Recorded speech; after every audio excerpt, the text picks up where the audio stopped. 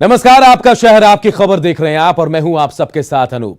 शुरुआत एक बड़ी खबर से करते हैं। सुशांत सिंह राजपूत की मौत के मामले में सुप्रीम फैसला कल आ सकता है। जी हां, सुप्रीम कोर्ट जो है कल फैसला सुना सकता है। सुप्रीम कोर्ट तय करेगा कि सुशांत की मौत की जांच सीबीआई करेगी या फिर मुंबई पुलिस। बिहार सरकार पहले ही पटना में दर्ज एफआईआर की जांच सीबीआई को सौंप चुकी है, जबकि महाराष्ट्र सरकार सीबीआई को जांच सौंपे जाने का विरोध कर रही है। महाराष्ट्र सरकार की दलील है कि मुंबई पुलिस इस मामले की जांच करे, जो इस मामले में 56 लोगों के बयान दर्ज कर चुकी है और यह मामला मुंबई पुलिस के अधिकार क्षेत्र का है, क्योंकि घटना मुंबई में हुई है। पीड़ित आरोपी और गवाह सभी मुंबई के हैं। सुशांत के पिता ने एफआईआर पटना में दर्ज कराई थी, लेकिन बाद में मामला सीबीआई को सौंपने की मांग कर रहे हैं। वहीं सुप्रीम कोर्ट में दाखिल जवाब में आरोपी रिया चक्रवर्ती ने कहा कि मामले की जांच सीबीआई को सौंपने पर उसे कोई आपत्ति नहीं है।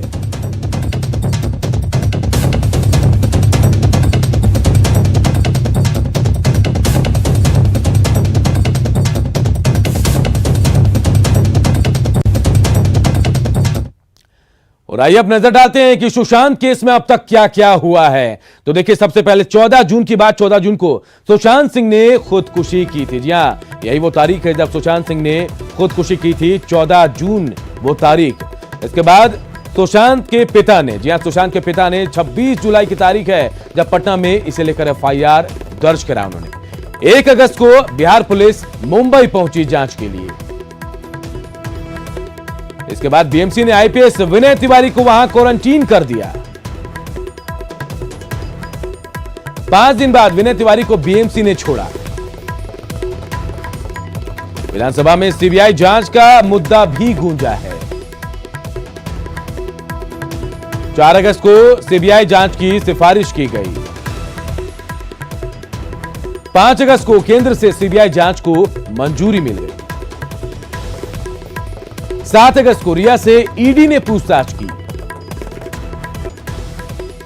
और देखिए, सुशांत के पिता ने उनके पिता से भी ईडी ने पूछताछ की है। तो ये तमाम बातें हम आपको बता रहे थे सुशांत केस को लेकर। और चलिए बढ़ते आगे और बात कोरोना की करते हैं। तो कोरोना इस वक्त अपने पीक पर है। देश भर में कोरोना मरीजों का आंकड़ा जो है वो 27 लाख के पार जा चुका है। अब तक 50,000 से ज्यादा लोगों की मौत हो चुकी है और ऐसे हालात में छोटी सी लापरवाही की कीमत बड़ी चुकानी पड़ेगी। हम आपको छपरा के एक गांव की ऐसी तस्वीर दिखा रहे हैं जिसमें डांस, मौज मस्ती सब कुछ है, लेकिन यह तस्वीर माथे पर चिंता की लकीरों को बड़ी करती है। बार बालाओं के डांस की यह तस्वीर छपरा के पहाड़पुर गांव की है, जहां श्री राम जानकी मंदिर में श्री कृष्ण जन्माष्टमी का छठिहार उत्सव मनाया गया। धार्मिक आयोजन के नाम पर यहां पर बार बालाओं का अश्लील डांस कराया गया। भगवान के नाम पर फूहड़ डांस और अश्लीलता का दौर जो है वो काफी देर तक चलता रहा।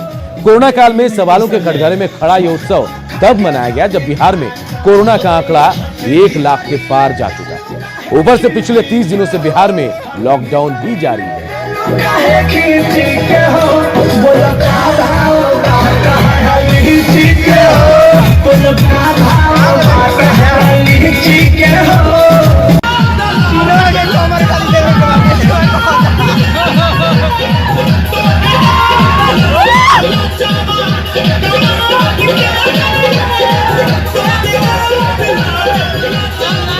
तो कोरोना काल में इन तस्वीरों के आने के बाद अब कई सवाल भी उठ रहे हैं। सवाल ये कि लॉकडाउन में बार बालाओं का डांस आखिर कैसे हुआ। तो देखिए, लॉकडाउन है बिहार में और इसके बीच ये बार बालाओं का डांस हुआ। ये अपने आप में ही सवाल खड़े हो रहा है कि आखिर कैसे ये डांस हुआ। और सबसे बड़ी बात, पाबंदी के बावजूद पहाड़पुर गांव में धार्मिक आयोजन आखिर कैसे आयोजित कर लिया गया, क्या इसके लिए इजाजत ली गई? छठिहार उत्सव का आयोजन किसने किया? ऐसे में जब मनाही है तमाम चीजों को लेकर भीड़ इकट्ठा करने को, और आयोजन कैसे हो गया? ये तमाम सवाल हैं, इनका जवाब बेहद जरूरी है। इतने बड़े आयोजन की भनक आखिर पुलिस को कैसे नहीं लगी? और घंटों ये आयोजन चल रहा तो उस वक्त पुलिस आखिर कहां थी? या पुलिस को इसकी जानकारी नहीं हुई? आयोजकों पर पुलिस ने अब तक क्या कार्रवाई की या फिर कार्रवाई अब तक हुई ही नहीं है, यह जानना भी बेहद जरूरी है।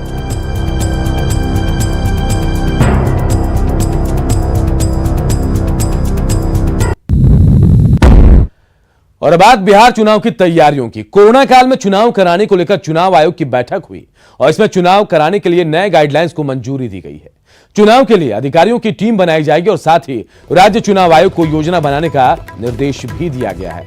तो देखिए नई गाइडलाइंस आ गई है चुनाव कराने को लेकर और एक इलेक्शन कमीशन की टीम बनाई जाएगी चुनाव कराने को लेकर।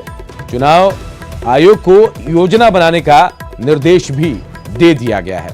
हालांकि कोरोना काल में चुनावी बैठक की इजाजत को भी मंजूरी मिली है, लेकिन इसके लिए जो है सोशल डिस्टेंसिंग के नियमों का पालन जो है, जो नॉर्म्स है, उनका पालन करना ही होगा। और अगले कुछ महीनों में बिहार सहित कई राज्यों में विधानसभा चुनाव है। इसे देखते हुए राजनीतिक दलों से सुझाव लेने के बाद फैसला लिया गया है। तो जो चुनाव अलग अलग राज्यों में, कई राज्यों में होने वाले हैं, उसे लेकर चुनाव आयोग ने यह फैसला लिया है।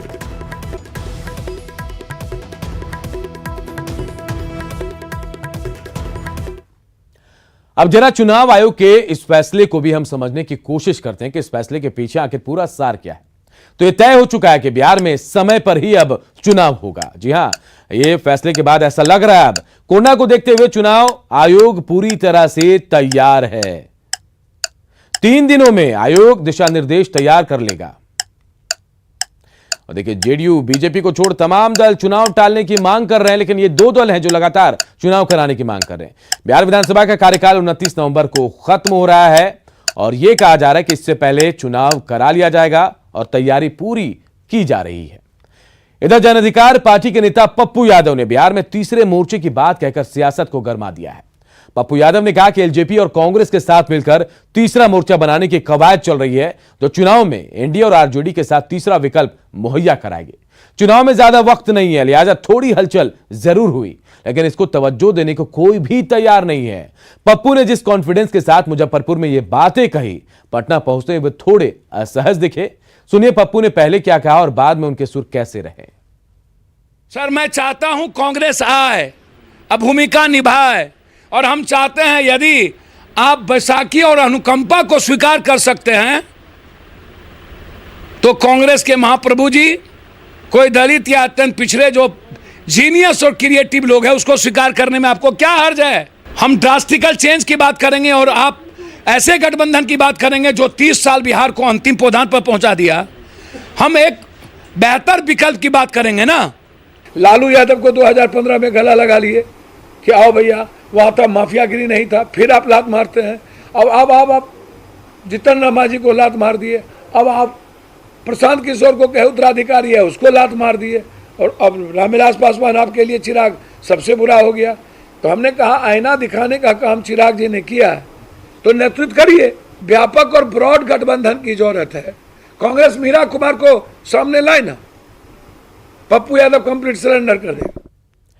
बिहार विधानसभा चुनाव से पहले एनडीए की सहयोगी 2 पार्टियों जेडीयू और एलजेपी में तल्खी बढ़ती ही जा रही है। चिराग पासवान आए दिन नीतीश सरकार पर योजनाओं और नीतियों को लेकर सवाल खड़े करते रहते हैं। एलजेपी के नेता भी चिराग के इशारे पर सीधे नीतीश कुमार पर हमले कर रहे हैं, तो वहीं जेडीयू की तरफ से जोरदार पलटवार भी किया जा रहा है। नीतीश सरकार के मंत्रियों ने मोर्चा संभालते हुए एलजेपी को उसी अंदाज में जवाब देना भी शुरू कर दिया है। से कोई सवाल मत पूछिए, सीधा इनसे पूछिए, क्योंकि अगर हम किसी सवाल को उठाएंगे तो आप सारा हर कोई इसको एक राजनीतिक रंग दे देता है, बोलता है कि हम पॉलिटिसाइज कर रहे हैं चीजों को, हम आलोचना कर रहे हैं सरकार की। ये लोग सिर्फ अपनी चाटुकारिता दिखाने में लगे हुए हैं कि नीतीश कुमार जी क्या अपना चेहरा चमकाएं, जबकि ये भूल जाते हैं कि नीतीश कुमार जी आदरणीय प्रधानमंत्री जी के कृपा पर बने हुए हैं, और उनका अपमान ये लोग करते हैं तो किसी को भी ये लोग कुछ भी बोल सकते हैं।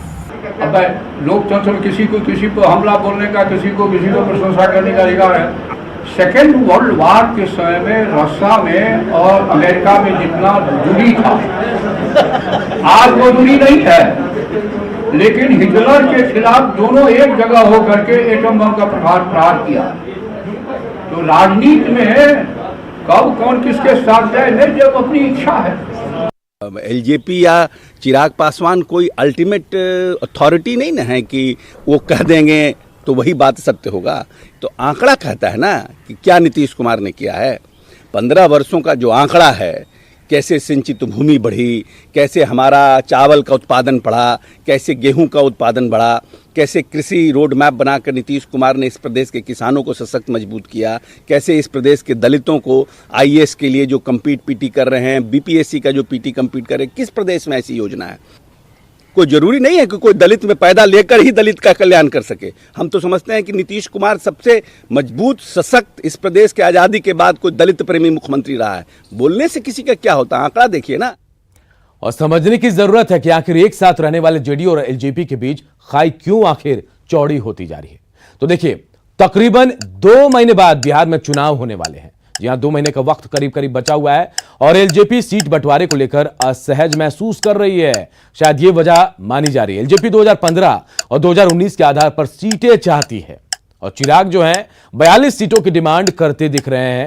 नीतीश के खिलाफ बयान देकर चिराग प्रेशर पॉलिटिक्स कर रहे हैं, यह भी कहा जा रहा है। और यही है इस खबर के मायने को समझने की बात जो हम कह रहे हैं कि इसके जरिए प्रेशर पॉलिटिक्स बनाकर ज्यादा सीटों की डिमांड चिराग पासवान की तरफ से की जा रही है और यही वजह है कि दोनों दलों के नेता एक दूसरे पर वार पलटवार कर रहे हैं। अब बात कुशवाहा त्रासदी की। कुशवाहा त्रासदी को आज 12 साल पूरे हो गए। 18 अगस्त 2008 को जब कुशवाहा में कोसी नदी ने अपनी सीमाएं लांघी तो जो तस्वीर बदली वो इतिहास के काले पन्नों में समा गई। उत्तर बिहार का बड़ा हिस्सा तबाह हो गया। तब सरकार की ओर से हालात बदलने का आश्वासन दिया गया, लेकिन 1 दशक बीत गए, लोगों के सपने अब भी अधूरे हैं। कुशवाहा त्रासदी की 12वीं बरसी पर देखिए ये खास रिपोर्ट। 18 अगस्त 2008 की त्रासदी के मंजर को याद कर आज भी इस इलाके के लोगों की रूह कांप जाती है, जब कोसी ने सारी मर्यादाओं को लांघते हुए तबाही मचाई थी। सैकड़ों लोगों की जानें गईं, वहीं लाखों लोग बेघर हो गए। प्रशासनिक लापरवाही के कारण 5 अगस्त 2008 से कटाव शुरू हुआ और देखते ही देखते कोसी उग्र होती गई और 18 अगस्त को कोसी की तेज धार ने बांध को भी धराशायी कर दिया, जिससे सुपौल के 5 प्रखंडों के 173 गांव जलमग्न हो गए। जहां गाड़ियां चलती थी वहां नाव चलने लगी। बाढ़ के बाद भी स्थिति इतनी विकराल थी कि लोग अपने ही घर का पता पूछते थे। तब बिहार सरकार ने वादा किया था कि पहले से बेहतर कोसी बना देंगे, लेकिन आज भी पुनर्वास और पुल पुलिये का निर्माण अधर में ही लटका है। और उसी समय हमने घूम घूम कर सब जगह कहा था, चिंता मत कीजिए, तबाही हुई है, लेकिन मेरा भी संकल्प है कि पहले से बेहतर कोसी के इलाके को बनाएंगे। वहीं चीफ इंजीनियर बताते हैं कि 2008 के कुशवाहा त्रासदी के बाद बहुत ही प्रभावी कार्य किए गए हैं। इसी कड़ी में वीरपुर में सरकार ने कोसी की धारा और दिशा की जांच के लिए फिजिकल मॉडलिंग सेंटर का भी शिलान्यास किया है। यहाँ पे फिजिकल मॉडलिंग बन जाने से मेरा वो जांच होगा, हर एक तरह की जांच होगी, नदी की बहाव का जांच होगा, मॉर्फोलॉजी है, हर एक साल कैसे है, तो उससे ये हमको फायदा होगा कि आने वाले बाढ़ से के पहले हम लोग क्या सतर्कता बरते, क्या कटाव निरोधक कार्य कराना पड़ेगा। इसे यही सिर्फ कोसी नदी का ही, अन्य नदियों का भी इसमें जांच होगा। इन 12 सालों में सरकार ने अपनी कई उपलब्धियां गिना दी, लेकिन इतनी बड़ी तबाही का मंजर पैदा करने वाले दोषियों पर आज तक कार्रवाई नहीं हुई। पुनर्वास में जो घर बनने थे 67,000 के लगभग बनने के बाद पुनर्वास काम बंद कर दिया गया। पुनर्वास के काम अधूरे हैं और आज भी अनेक गांव मिलेंगे जहां सड़क से लेकर पुल पुलिया नहीं है। त्रिवेणीगंज के कई इलाके ऐसे हैं जो नदियों में पार होने के लिए लोगों को बांस की चचरी का सहारा लेना पड़ता है, जबकि वहां पर पुल पुलिया का निर्माण होना अति आवश्यक है। जरूरत है कि सरकार यहां बसे लोगों पर भी नजरें इनायत करे ताकि कुशवाहा त्रासदी के जख्म समय के साथ भर सके। Amit Jha, news 18 network, Supaul. और यह समझना भी जरूरी है कि कुशवाहा त्रासदी का नाम सुनते ही लोग आखिर क्यों सिहर उठते हैं। तो देखिए, 18 अगस्त 2008 को कुशवाहा त्रासदी हुई थी, यही वो दिन था और आज 12 साल उसके पूरे हो गए हैं। पूर्वोत्तर बिहार के 441 गांवों की बड़ी आबादी जो है बाढ़ की चपेट में आ गई थी और सरकारी आंकड़ों के मुताबिक अगर हम बात करें तो 526 लोगों की इस त्रासदी में मौत हुई थी। देखिए, 19 मई 2010 को सरकार ने कोसी पुनर्वास और पुनर्निर्माण योजना बनाया। 2010 की बात हम बता रहे हैं आपको, लेकिन जो निर्धारित लक्ष्य है और उपलब्धि जो है उसके बीच आज भी बड़ा फासला है और 12 साल बीतने के बाद आज भी लोगों को यह दर्द साल रहा है। और इस बुलेटिन में फिलहाल इतना ही। मुझे दीजिए इजाजत, नमस्कार।